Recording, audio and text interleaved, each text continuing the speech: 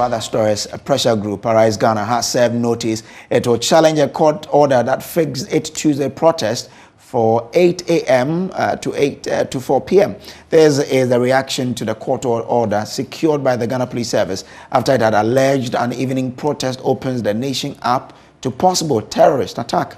The police filed the case in court after failing to reach an agreement with the group. The group will commence a 2-day protest tomorrow to demand a lasting solution to economic challenges facing the country.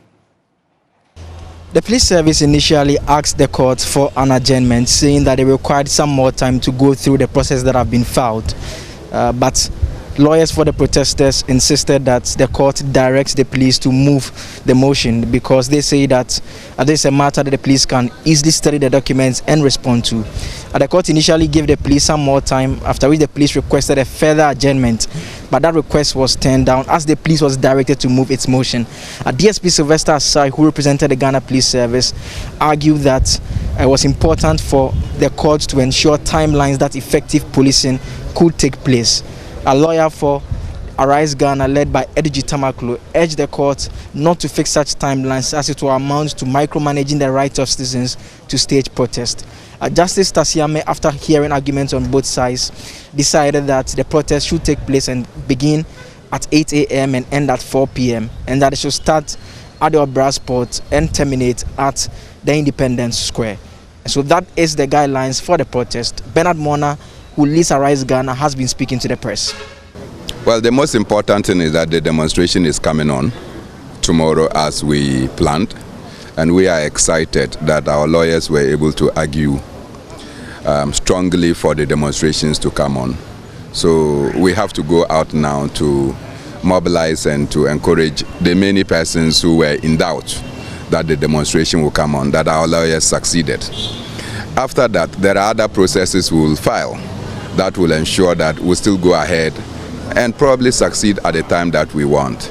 We are told that we should close at a certain time tomorrow, that is after 4 p.m. and we don't think that that is fair. The police cannot determine what time citizens want to wake up and go and manifest our unhappiness about the way governance is done in this country. But given that the judge herself, you could see, was a little afraid of the word terrorism, as you heard her say, that even the word terrorism is something that is terrifying enough.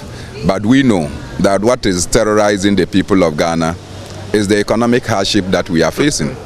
What is terrorizing the people of Ghana is the confiscation of our savings through electronic transfers levies. What is terrorizing the people of Ghana is the apparent increasing cost of everything that we find ourselves in, with a president that is clearly uncaring about the plight of the citizens. So if there is any real terrorism confronting the people of Ghana, it is how the people of Ghana survive and not any imaginary terrorism. Lawyer for Arise Ghana, Edigi Tamaklo, also had this to say. The police in the affidavit kept saying that there are issues of terrorism. In fairness, we expected the police to have asked for an in-camera hearing where they can share with the courts the said intel on terrorism. Because like I pointed out in court, the demonstration is supposed to happen up to 8 p.m. Now, the police are saying that there are terrorist acts in the sub-region. We have shown, by way of our affidavit in opposition, that of all the terrorist acts in the West African sub-region and Africa, none happened in the night. And so if you are not opposed to a demonstration happening in the afternoon, how do you use terrorist acts in the afternoon in Togo to oppose demonstration in the night? But like in the superior wisdom of the court feels that, well, for the continuous peace of the country, the demonstrators can make their point by ending the demonstration at 4 p.m., contrary to the claim by the police that it should end at 3 p.m. We want to thank the court that at least it has recognized the constitutionally guaranteed right to demonstrate. We are grateful to the court. So the protest will take place on Tuesday at 8 a.m.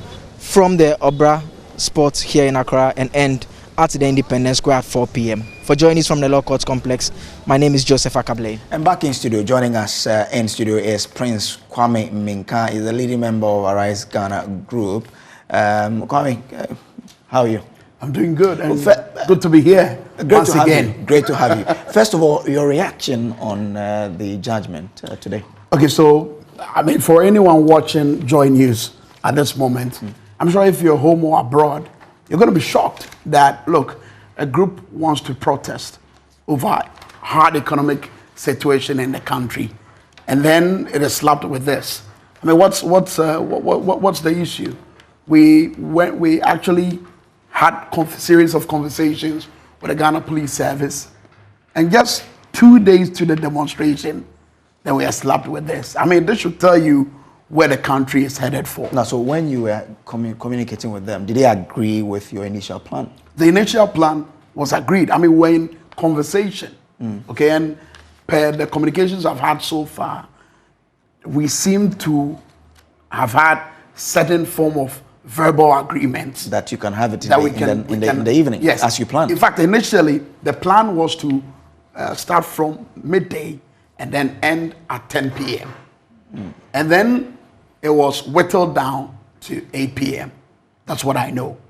And then before we could say that 2 days to the demonstration, we're hit with certain statement, circulating in the media that the Ghana Police Service is running to court to sort of, do what they've done today. And look, it should tell you where our country is headed. This is not the Ghana that we know. I mean, in time past when Nana Addo Dankwa Akufo-Addo protested over VAT, I'm sure nobody went to court. He did it in the morning, not in the evening. To sort of enchant. I mean, that was the solution. That was the solution they thought would deal with the situation then. But we're not in normal times. And so you need a different set of solution to be able to deal with the current situation. What's the current situation? I'm sure you've been checking your fuel gauge. And anytime you do, just as Bernard Mona, you're smiling, you're laughing. Just as Bernard Mona was saying, what's more terrorizing, than a situation like that? I mean, you're driving to work in the morning, you're looking at your fuel gauge, and then you're getting palpitation. That's serious. That's psychological terrorism. And that's something that, a number of Ghanaians can't afford to live with in the coming days, months, and years. And that is why we are saying that the Ghanaian youth, the entire Ghanaian populace, this is the time for us to arise. Let's arise, speak truth to power like we did going into the 2016 elections, like we've done, like Nana Addo Dankwa Akufo-Addo himself has done in the past, like many other leaders have done in the past. Let's speak truth to power. I mean, some weeks ago, I saw our colleague Latif Idris. Yeah. I was shocked. For a moment, I thought, when I saw him from afar, I thought he had an earpiece on. So I sort of said in my mind, look at this guy and his swag. I got closer only to realize that these are medical aids. And then, upon narration, I'm told that it's as a result of the brutality meted out to him when journalists like Latif was covering a protest. I mean, this should tell you something, my brother, that where our nation is headed for, if we do not stand up, if we do not rise up and speak truth to power, the worst is yet to come. I mean, for a country that was so promising, when our first president stood on the podium and said, at long last, the battle has, he said, at long last, the battle has ended, and Ghana, your beloved country, is free forever. What was instructive in the speech was when he said that we're going to prove to the whole world that the black man is capable of managing his own affairs. We've got gold, we've got timber, we've got, strong, vibrant, intelligent, young, dynamic Ghanaians. We are unable to use the human resource capital we have. We are unable to use the natural resources we have in order to inure to our benefit. But when I say that, I'm talking about development. But is that a problem of one regime? Isn't it? Doesn't matter what happened in the past. Okay. I mean, here at Multimedia, one thing that I still live with, which Multimedia imbibed in me, was the fact that if you're given a responsibility, you're given a set of KPIs, and you're supposed to fulfill those KPIs. If you don't, there are penalties for that. When they stood on the platform and they were campaigning, okay, they set out those KPIs. And then our job as citizens of the Republic of Ghana is to ensure that we monitor if they're able to fulfill those KPIs. They came into government with so many promises that they were going to turn things around. They're going to turn the fortunes of the country around within 18 months. I think we've gone past the 18 months. Now all that we hear is COVID-19 and Russia-Ukraine conflict. When we certainly know that our government, Nana Addo Dankwa Akufo-Addo, who leads the government, have the men. So where are the men to deal with the fundamentals of our economy and make our economy better? I do not care about what's happening in the United States of America. I do not care about what's happening in Russia and Ukraine. I'm a Ghanaian citizen. I went, I queued, I voted for a group of people to come and fix my problems. The roads are bad. Children are not getting water. Children are sitting or studying under trees. That's a trend that they criticize. And now that they are in government, we're expecting that they deal with that trend so that we can move on, so that we can actually smile and shout to the world that we are Ghanaians. But today, the Ghanaian is unable to confidently say, I'm proud to be a Ghanaian. The Ghanaians seem to be cowered in and it's living in a certain fear. When you speak to journalists in Ghana today, they are unable to deal with the issues like we used to going into the 2016 elections. You quite remember the number. You think so? Absolutely, without a doubt. Really? Deal with it. Yeah, join us, we speak our mind. Yeah, we do. Credible, we do whatever we have to do. What's the tagline? It is independent, fearless, credible. Yes, and you've been fearless, yet there's Latif Idrisu. You've been fearless, yet there was Manasseh Azuri.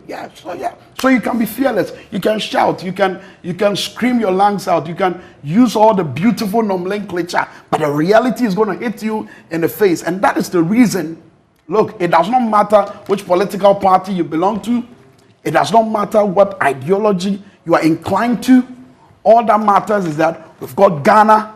We need to protect our Ghana. We need to ensure that our Ghana is set on a footing that we can be proud of in the next 5, 10, or 20, or even 200 years. Look, lastly, before I leave, Ghana, anytime I think of Ghana at 100, fear grips me.